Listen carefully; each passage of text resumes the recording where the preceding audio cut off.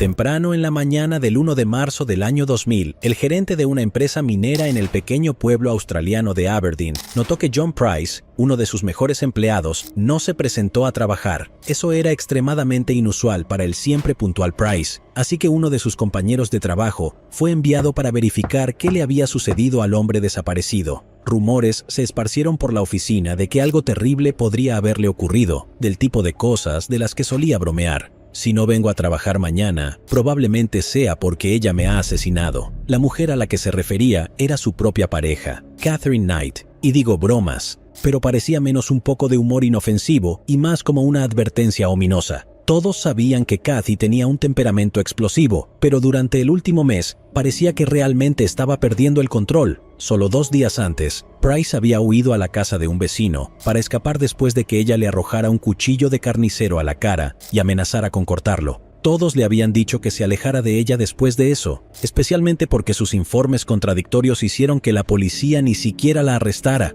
Kathy todavía estaba libre para atormentarlo, así que tal vez regresó para terminar el trabajo. Eso era lo que estaba en la mente del compañero de trabajo cuando se detuvo frente a la casa de John en la calle Andrews, número 84, esa mañana del martes, y encontró el auto del minero desaparecido aún estacionado en la entrada. Un vecino de al lado también notó que John no estaba levantado y en movimiento como de costumbre ese día. Los dos hombres trabajaron juntos para verificar su estado. Rodearon la casa para golpear la ventana del dormitorio de Price, por supuesto sin obtener respuesta, hasta que decidieron intentar por la puerta principal. A medida que se acercaban, notaron algo extraño en la manija. Una mancha oscura, rojiza marrón. Era sangre seca y estaba manchada en el metal, de modo que llamaron como locos a la policía. Mientras esperaban a que llegaran los agentes, los dos hombres se preguntaban qué podía estar esperándolos detrás de esa puerta. No importaba cuán mal imaginaran la situación en ese momento, la realidad resultaría infinitamente peor.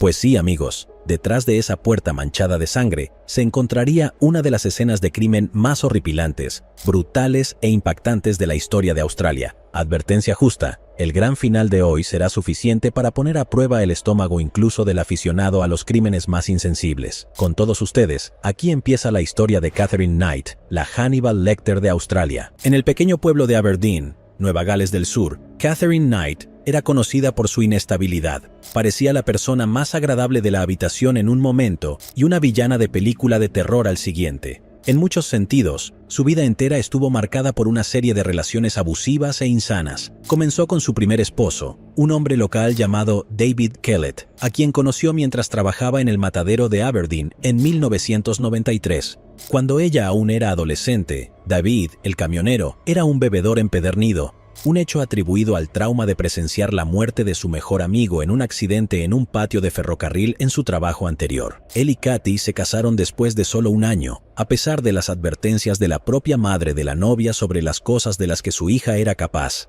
La primera vez que conoció a David, su futura suegra le dijo: «Mejor vigílala, o te matará. Si te metes en su camino o haces algo malo, estarás jodido. No se te ocurra engañarla o serle infiel, te matará». Definitivamente, no era apto para el discurso de bodas, y aparentemente eso nunca afectó mucho al tipo. Él siguió adelante con la boda, pero no pasó mucho tiempo antes de que el señor Hyde de Kathy se mostrara. En su noche de bodas, David se despertó para encontrar a su nueva esposa estrangulándolo por el cuello. Logró apartarla y le preguntó con voz ronca qué diablos estaba haciendo. Ella gritó que solo había logrado hacerlo 3 veces al consumar el matrimonio y que no estaba satisfecha. Si solo hubiera logrado una, probablemente no hubiera visto la mañana. Después de ese turbulento suceso, comenzaron su vida juntos y los estallidos de Kathy básicamente se convirtieron en parte de su rutina diaria. David describió a su esposa como impredeciblemente violenta, aunque él nunca respondió con violencia. Nunca levanté un dedo en su contra, ni siquiera en defensa propia, solo me alejaba. Una gran parte del complejo de Kathy giraba en torno a la infidelidad. Si sospechaba siquiera ligeramente que un hombre le estaba siendo infiel, su primer instinto era atacar como bestia en celo. Otra noche, no mucho después de su matrimonio, se despertó y encontró a Kathy con su rodilla en su pecho, inmovilizándolo. En su mano tenía una de sus posesiones más preciadas, un cuchillo de carnicero de su juego de matadero, que guardaba colgado sobre su cama matrimonial. Lo sostuvo contra su cuello. «¿Ves lo fácil que es?», dijo Kathy. ¿Es cierto que los camioneros tienen mujeres diferentes en cada pueblo? Incluso si David tenía a alguien más, ese habría sido un momento supremamente terrible para darle la noticia. Negó que estuviera teniendo una aventura con nadie y Kathy alejó la hoja de su cuello. Por ahora estaba aplacada, pero ese extremo de celos casi le costó la vida a David. Una noche en 1976, él estaba en un torneo de dardos con sus amigos y logró llegar a la final. Esto significaba quedarse un poco más tarde de lo habitual para ver la competencia, lo cual no debería haber sido un problema, pero en casa, Kathy, que estaba embarazada de su primer hijo, entró en una furia paranoica, tomó toda la ropa y los zapatos de su esposo y los destrozó en pedazos para luego quemarlos en el jardín. Luego, cuando David por fin llegó a casa pasada la medianoche, ella se abalanzó sobre él con una sartén y lo golpeó en la parte trasera de la cabeza. David logró huir a casa de un vecino, donde se desmayó. Los exámenes en el hospital revelaron que lo golpearon tan fuerte que le fracturaron la parte trasera del cráneo. Como dice el viejo refrán, las ollas y sartenes pueden romper mis huesos, pero las palabras nunca me dañarán o algo así. Desafortunadamente, como suele ser el caso con los abusadores violentos, Kathy logró convencerlos de no presentar cargos. Después de que naciera su hija Melissa Ann, David decidió que había tenido suficiente. Dejó a su esposa abusiva por otra mujer y se mudó al norte a Queensland, a un día completo de manejo de distancia. Inteligentemente, se aseguró de que nadie le dijera a su señora amante de los cuchillos y las sartenes su nueva dirección. Nuestra Kathy lo tomó tan bien como podrías esperar, en cierto sentido. Las tendencias violentas de la infancia de Kathy no fueron culpa suya, simplemente fue producto de una infancia bastante traumática. La Hannibal Lecter australiana nació el 24 de octubre de 1955 en la ciudad de Tenterfield, minutos después de su hermana gemela. Sin embargo, su vida estuvo envuelta en controversia desde el primer día. Su madre, Bárbara, dejó a su esposo para estar con el padre, un alcohólico grave incluso según los estándares australianos, llamado Ken Knight. Esto causó un gran escándalo en el pequeño pueblo conservador, especialmente porque los dos amantes se conocieron a través del esposo de Bárbara. Los amantes huyeron de todo ese chisme del pequeño pueblo y se establecieron en Aberdeen, otra pequeña ciudad con solo 1,500 habitantes. Ken encontró trabajo en el matadero local. Desafortunadamente, escapar con Ken Knight resultó ser un error. Él era extremadamente abusivo y regularmente golpeaba y violaba a Bárbara hasta 10 veces al día. La pareja tuvo 2 hijos más juntos, lo que hizo un total de 4 con Catherine y su hermana gemela. Todos ellos presenciaron la horrible violencia física y sexual infligida a su madre, y ella, como no tenía a nadie más en quien confiar, a menudo revelaba algunos de los peores detalles a la pequeña Catherine y a su hermana. Cuando le curaban las heridas, Bárbara les contaba a sus hijas gemelas lo repugnantes y brutales que son los hombres y cómo son incapaces de ser amables o fieles. Según Catherine misma, ella experimentó esto de primera mano, encontrándose a menudo víctima de violencia similar por parte de parientes masculinos. No hace falta decir que no creció con una visión particularmente saludable del amor y las relaciones. Así que, cuando su esposo David la dejó en 1976, Kathy no pudo procesar el dolor que sufrió. Parecía ser un quiebre mental grave. Al día siguiente de que su esposo se fuera, alguien local la vio caminando por la calle principal con un recién nacido en un cochecito. Ella la estaba sacudiendo violentamente de un lado a otro, mientras la pequeña bebé Melissa lloraba en su interior por esa misma razón. Más tarde ese día, la policía llegó a su casa para arrestarla por poner en peligro a su hija lactante. Kathy fue ingresada en el hospital de Sonoma y diagnosticada con depresión posparto. Después de solo unas semanas de tratamiento, fue dada de alta. La madre amorosa fue reunida con su hija, quien procedió a abandonarla en una línea de ferrocarril minutos antes de que llegara un tren.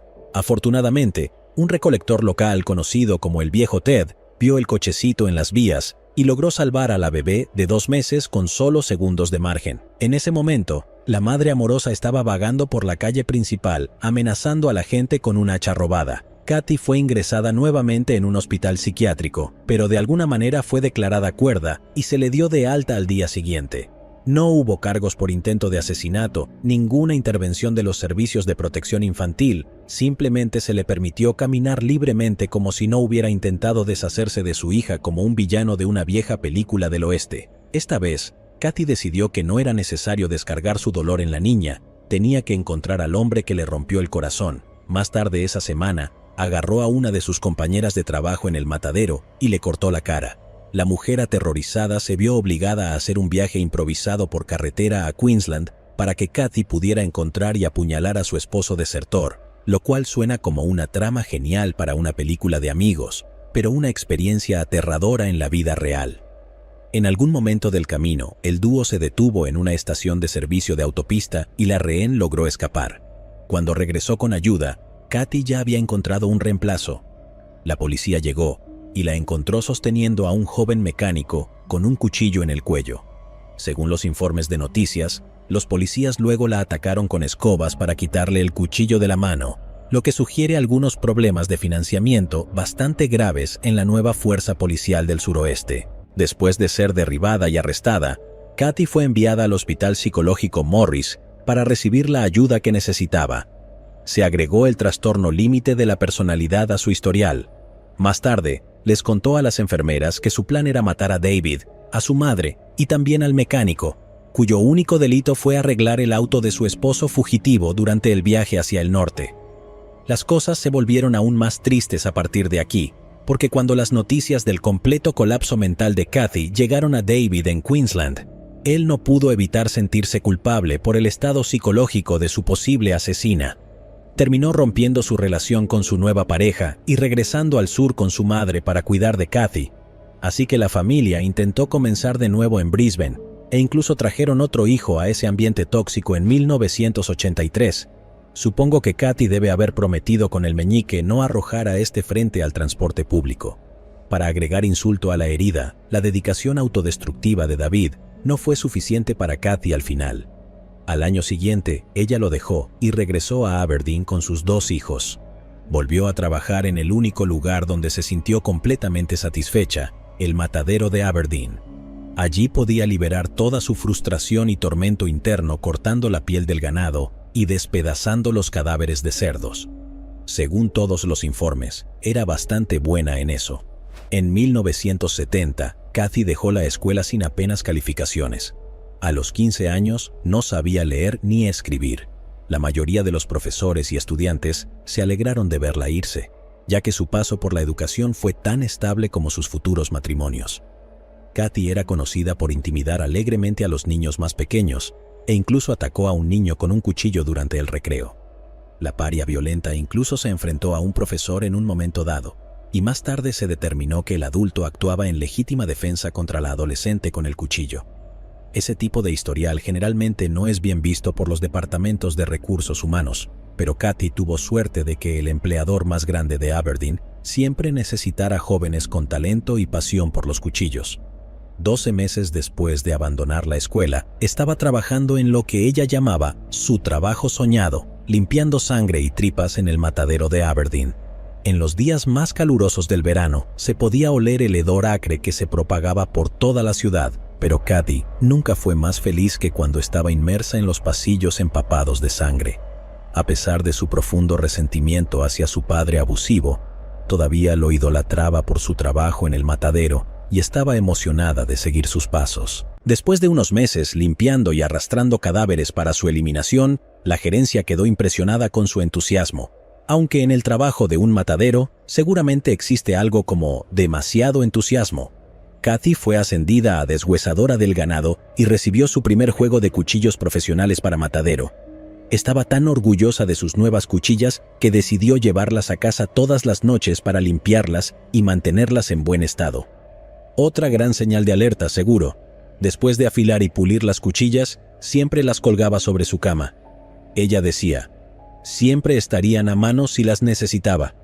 Ya sabes, por si acaso tienes el impulso abrumador de hacer un poco de matanza doméstica. En este punto, hay un 60% de superposición entre las biografías de Catherine Knight y Leatherface, pero en ese momento la gente nunca vio a esta joven carnicera trabajadora como una amenaza. Uno de sus antiguos compañeros de trabajo la recordaba como una chica amable y animada a la que no valía la pena mirar 2 veces si te cruzabas con ella en la calle. Esa dualidad era su mayor ventaja. Kathy podía ser cálida y encantadora, lo suficiente como para tranquilizar a la gente y luego cambiar en cuestión de segundos. Todos sus seres queridos eran conscientes de este lado oscuro y perturbado de su personalidad, pero ninguno de ellos sospechaba hasta dónde llegaría eventualmente. El alivio del estrés que le ofrecía el matadero fue arrebatado cuando sufrió una lesión en la espalda en el trabajo a mediados de los 80 y tuvo que jubilarse prematuramente. Ahora, sobreviviendo con una pensión por discapacidad, recibió ayuda del gobierno para conseguir una casa familiar en Aberdeen para ella y sus 2 hijas. Decoró su nueva casa con su propio estilo particular.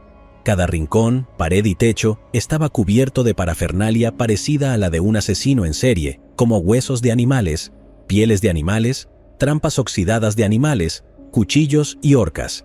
Si Kathy no podía ir al matadero, entonces ¿por qué no llevar el matadero a su casa de más de una manera? Poco después de mudarse, conoció a un nuevo interés amoroso llamado David Saunders. Imagina ir a la casa de tu novia por primera vez y ver una horda de cráneos de vaca mirándote desde la pared del dormitorio. Dudo que alguien logre 3 rondas con esa audiencia observando. Pero de alguna manera Saunders no se asustó por toda la decoración perturbadora, ni siquiera por los cuchillos sobre la cama. Terminaron casándose y él se mudó con la familia en 1987. Solo por si acaso necesitaba una salida, decidió mantener el apartamento donde solía vivir solo, lo cual no le agradó a Kathy. Al igual que antes, estaba convencida de que su nuevo esposo le estaba siendo infiel. Lo que necesitaba era enviar una señal clara. Esto es lo que te pasará si te metes conmigo a mis espaldas. Después de una discusión particularmente violenta, Kathy salió al jardín trasero y agarró al cachorro de dingo de 8 semanas de Saunders. Lo observó mientras le cortaba la garganta al perrito solo para demostrar que era lo suficientemente insensible como para hacerlo de nuevo. Sorprendentemente, este no fue el final de su relación. Incluso tuvieron una hija juntos en 1988. David Saunders solo llegó a su punto de quiebre después de que Kathy estuvo a punto de acabar con su vida. En su contra. Tras la partida oportuna de Saunders, Kathy se embarcó en una nueva aventura romántica, la más estable de su vida. Esta vez fue el turno de un hombre mayor llamado John Chillingworth, que había trabajado con ella en el matadero durante años. Chillingworth había admitido que había visto el lado malo de Kathy, pero nunca se sintió amenazado. Tuvieron un hijo juntos en 1991 y permanecieron juntos durante otros 2 años. Luego, cerca de la Navidad de 1993, Chillingworth descubrió que Kathy estaba teniendo un romance.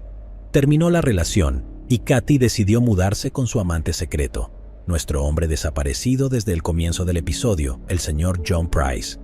Era un hombre trabajador y apreciado, con el icónico corte de pelo rizado de un típico hombre australiano. Hasta ahora has visto exactamente de lo que Kathy era capaz, y tampoco era un secreto en el pueblo. Pero de alguna manera, Price debió haber visto algo en esta madre de 4 hijos de 38 años, con un largo historial de casi matar a sus amantes, una casa como la guarida de un asesino en serie y una obsesión poco saludable por los cuchillos. No es exactamente mi tipo, pero cada quien lo suyo. John era un minero con un salario bastante sustancial y un estilo de vida cómodo. Vivía con sus 2 hijos adolescentes de una relación anterior. Kathy tenía sus propios hijos pequeños, que se llevaban bien con muchos de ellos al principio. Pero las cosas pronto se pusieron amargas después de que John revelara que no estaba particularmente interesado en casarse de nuevo. Ambos eran de mediana edad, y él simplemente no veía mucho sentido en eso. Después de eso, el lado oscuro de Kathy salió a relucir poco después de que se mudaran juntos en 1995. John fue llamado a la oficina de su supervisor y se le pidió que tomara asiento. La gerencia le presentó un video desde dentro de su propia casa que mostraba lo que parecía ser propiedad robada de la empresa, kits de medicamentos escondidos en un armario. John les suplicó que nunca robó los kits. Eran solo unos viejos que había rescatado de la basura, pero no había nada que pudiera hacer para convencerlos. A pesar de haber trabajado allí durante 17 años, lo despidieron en el acto, y no había duda de quién enviaría el video. Esta era la venganza de Kathy por la falta de anillo en su dedo. Fue echada por John tan pronto como llegó a casa, pero solo unos meses después volvieron a salir. Él la mantuvo a distancia, negándole que volviera a mudarse por el momento.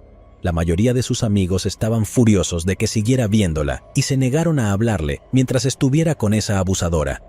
Por otro lado, Kathy no estaría satisfecha hasta que pudiera volver a jugar a las familias felices, y los dos se unieron en santo matrimonio. Así que sus discusiones se volvieron aún más frecuentes y explosivas. Cada vez que John huía de ella aterrorizado, ella lo inundaba de disculpas y culpabilidad, y volvía. Las cosas continuaron así durante años. La pareja se reunía y se separaba una y otra vez, hasta que Kathy decidió que había tenido suficiente. Era hora de un ultimátum.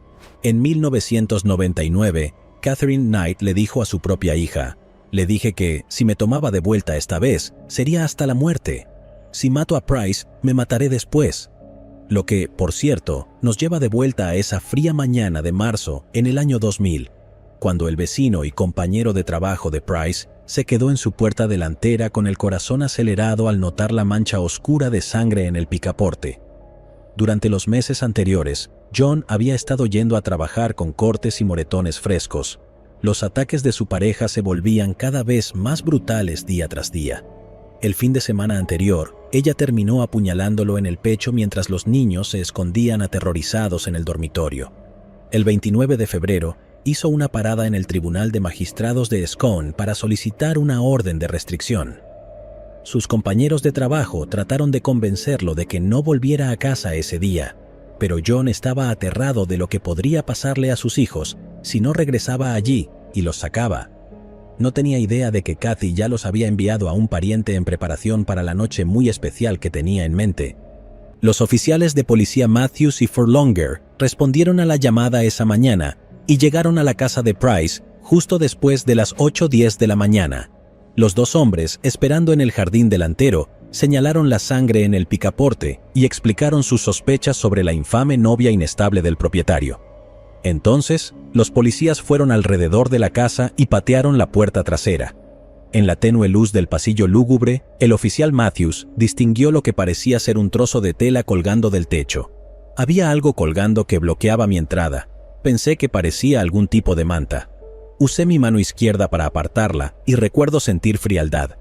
Miré hacia abajo mi brazo izquierdo y estaba cubierto de sangre. No podía entender por qué mi brazo estaba sangrando, pero no era su sangre. Fue entonces cuando Matthews registró la extraña textura de la manta contra su brazo y el brillo escarlata púrpura en el suelo y los agujeros para los ojos. La manta que acababa de apartar era en realidad la piel de John Price, quitada en un solo pedazo completo, aún resbaladiza con sangre. Colgaba del gancho de carne fijado al techo del pasillo. Los oficiales esperaban una llamada rutinaria de violencia doméstica, tal vez un asesinato en el peor de los casos. Sin embargo, lo que no esperaban era ser arrojados de cabeza a un nivel de Silent Hill. «Vi un torso en el suelo sin cabeza, sin genitales», relató Matthews.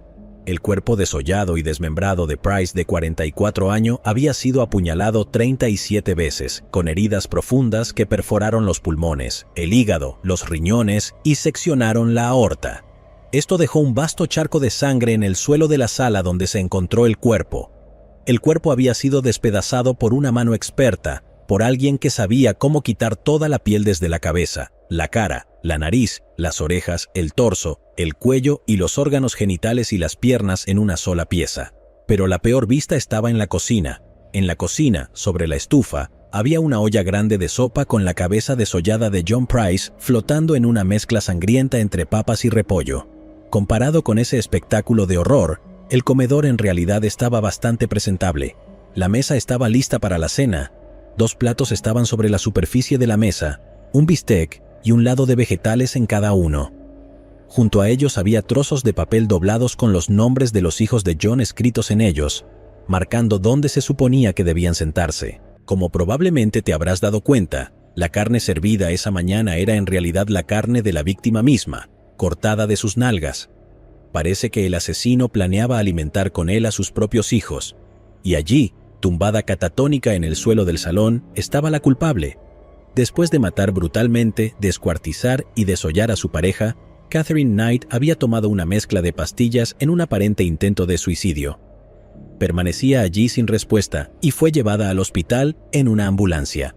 Los detectives luego se dedicaron a la desagradable tarea de reconstruir una narrativa coherente a partir de los montones de sangre en la escena del crimen más atroz de sus carreras, por mucho. El detective Bob Wells fue el investigador principal del caso y quien tenía programado interrogar a Kathy una vez que se hubiera estabilizado en la unidad de cuidados intensivos del hospital. Hasta entonces, pudo armar una imagen lo suficientemente clara de lo que había sucedido esa noche, basándose solo en la evidencia física. El colchón en el dormitorio principal estaba empapado de sangre, lo que indicaba que Kathy se había abalanzado sobre la víctima mientras él estaba en la cama. Rastros de sangre y huellas de pisadas que conducían por el pasillo mostraban que él debió haber despertado gritando y trató de escapar hacia la puerta principal. Salpicaduras de sangre en las paredes revelaron que ella lo persiguió apuñalándolo por la espalda y los costados mientras huía. John realmente logró llegar afuera de la casa, como lo demostraba la sangre en el picaporte de la puerta. Pero en ese punto, ya estaba bien encaminado para desangrarse para cuando llegó al escalón delantero, estaba demasiado débil para resistir. Kathy lo agarró con todas sus fuerzas y lo arrastró de vuelta al interior para terminar el trabajo. En el pasillo, detrás de la puerta principal, un charco de sangre seca se extendía casi 2 metros de ancho, señalando donde había terminado la vida de John Price. Patrones de arrastre manchados de sangre mostraban cómo Catherine luego arrastró el cadáver hasta el salón, donde usó sus años de experiencia en el matadero para quitarle la piel de una sola pieza. El cuchillo de carnicero que usó para despedazarlo todavía estaba allí junto a los restos decapitados y desmembrados. Después de quitarle la piel y colgarla para secar, troceó el cuerpo con mano experta, como lo había hecho con miles de cabezas de ganado en el pasado. Primero cocinó los bistecs sazonados con comino, luego hirvió las verduras en la olla con la cabeza ensangrentada de la víctima. La temperatura del caldo todavía estaba entre 40 y 50 grados Celsius, lo que indica que todo esto probablemente ocurrió en las primeras horas de la mañana. Probablemente fue un día bastante difícil para el técnico de CSI que tuvo que registrar la temperatura de ese espectáculo de horror. Después de procesar el cuerpo, como si fuera un trozo de carne fresca, Kathy colocó el cuerpo en una posición que los fiscales creen que pretendía humillar a Price. Cruzó las piernas y colocó su brazo sobre una botella de plástico vacía. Encima de una foto de Price, dejó una nota escrita a mano apenas comprensible que decía: «Es hora de que regreses, Jonathan, por haber violado a mi hija. Ahora le toca a Beck, la hija de Price, por Ross, por el pequeño John, su hijo. Ahora juega con el pequeño pene del pequeño John, John Price».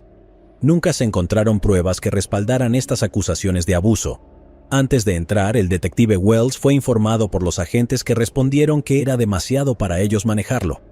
Incluso después de eso, quedó impactado por la brutalidad empapada de sangre de la escena. En sus 20 años de trabajo, no había visto nada igual. Uno de los técnicos de huellas dactilares incluso presentó su renuncia al día siguiente. Después de servir la carne del hombre para sus hijos, parecía que Kathy había cocinado una porción para sí misma, que terminó tirando en el jardín trasero. Se cree que intentó comer esta parte, pero no pudo hacerlo.